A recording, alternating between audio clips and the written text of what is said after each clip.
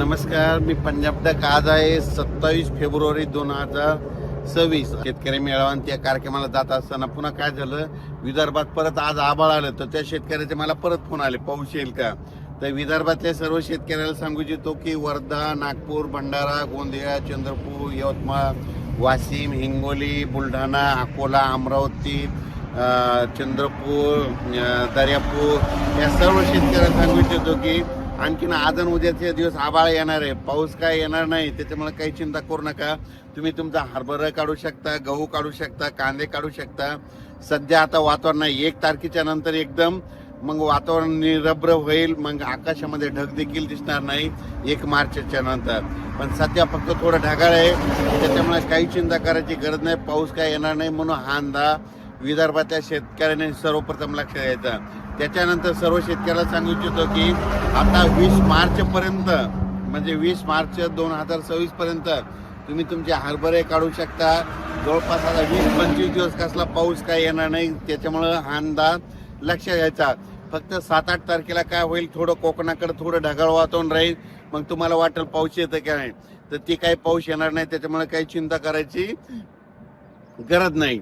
त्याच्यानंतर मराठवाड्यातल्या शेतकरी परभणी जिल्हा, नांदेड जिल्हा, हिंगोली जिल्हा, त्याच्यानंतर जालना जिल्हा, संभाजीनगर, धाराशिव, लातूर या जिल्ह्यातल्या सर्व शेतकऱ्याला सांगू इच्छितो की तुम्ही तुमचा हरभरा काढू शकता, कांदा काढू शकता, तंबाखू काढू शकता. त्याच्यानंतर जे पीक राजमा काढू शकता, कारण की आता सध्या काही पाऊस येणार नाही म्हणून त्याची काही चिंता करायची गरज नाही. त्याच्यानंतर पश्चिम महाराष्ट्रातल्या सर्व शेतकऱ्याला सांगू इच्छितो की पश्चिम महाराष्ट्रामध्ये सातारा, सांगली, सोलापूर, कोल्हापूर, पुणे, अहिल्यानगर ह्या सर्व पट्ट्यातल्या सर्व शेतकऱ्याला सांगू इच्छितो की तुम्ही काय करायचं की सध्या तरी पाऊस काय येणार नाही, त्याच्यामुळे काही चिंता करायची गरज नाही. फक्त पश्चिम महाराष्ट्राकडे काय होईल, 8-9 तारखेला एकदा थोडा वातावरण ढगाळ वातावरण राहील म्हणून हे अंदाज पश्चिम महाराष्ट्रातल्या शेतकऱ्यांना लक्षात द्यायचा. उत्तर महाराष्ट्र, नंदुरबार जिल्हा, धुळे जिल्हा, नाशिक जिल्हा, मुंबई त्याच्यानंतर अहिल्यानगर, जळगाव ह्या पट्ट्यातल्या सर्व शेतकऱ्याला सांगू इच्छितो की तुमच्याकडे सध्या आणखी आज उद्या दिवस 28 फेब्रुवारीपर्यंत ढगाळ वातावरण राहील. 1 मार्चच्या नंतर ते ढगाळ वातावरण देखील निरभ्र होईल, पाऊस काय येणार नाही. त्याच्यामुळे काही चिंता करायची गरज नाही. तुम्ही तुमचा कांदा काढू शकता म्हणून हा अंदाज सर्व शेतकऱ्यांनी लक्षात घ्यायचा. म्हणजे सांगायचं झालं तर आता 20 मार्चपर्यंत म्हणजे मार्चच्या शेवटच्या आठवड्यापर्यंत सध्या तरी कसला पाऊस येणार नाही. त्याच्यामुळे तुम्ही तुमचा कांदा काढू शकता, हरभरा काढू शकता, गहू काढू शकता. वीट उत्पादकासाठी आनंदाची बातमी, पाऊस काय येणार नाही. राज्यात मात्र 1 मार्चपासून 38 कुठं काही ठिकाणी 38 अंश, कुठं 39 कुठं 41 अंश, कुठं 42 अंशपर्यंत पारा जाणार आहे म्हणून हा अंदाज लक्षात यायचा.